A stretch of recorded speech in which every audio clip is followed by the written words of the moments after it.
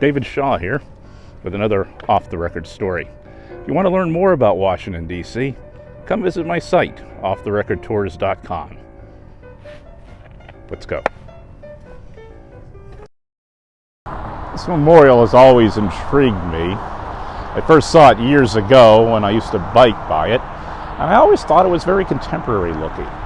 So I was surprised to find that it dates to the 1930s. It's the Navy Merchant Marine Memorial.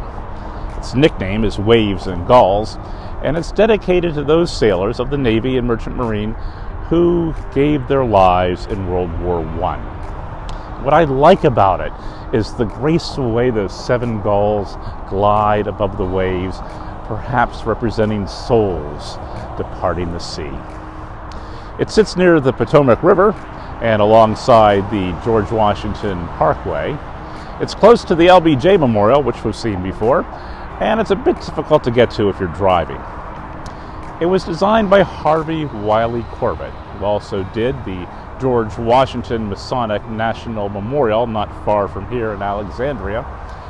And the sculptor was a little-known Italian-born artist, Ernesto Bingani del Pieta. And this memorial took a long time to finish.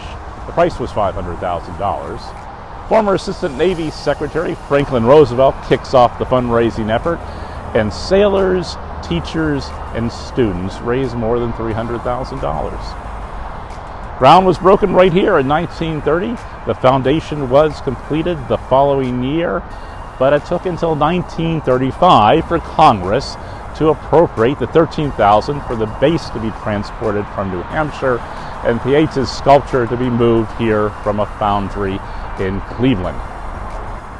But then things really came to a halt. Despite requests from the Navy and even now President Franklin Roosevelt, Congress never got around to appropriating the funds to finish the job. Scrub brush grew up all around here. It was hardly visible from the road. Finally, in 1940, the work is done. But that was too late for Pieta. The Washington Post reported he died the year before, grieving that his work was still unfinished due to congressional inaction.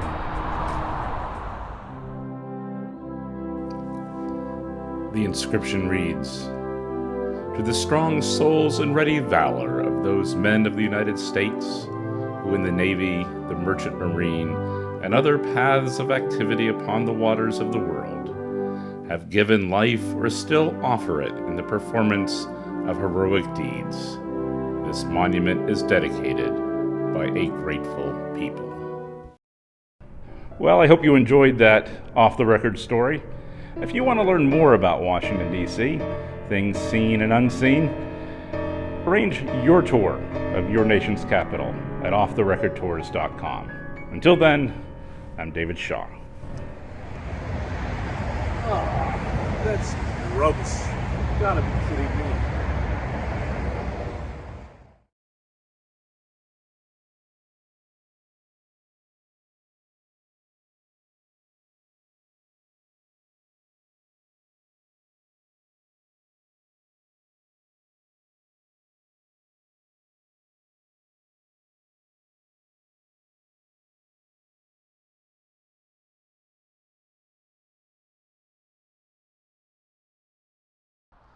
Scrub brush grew up all around it. You could hardly even see the doves from the road. Finally, in 1940, the work is done. But that was too late for Pieta. The Washington Post reported that he died the year before, grieving that his work was still unfinished due to congressional delay.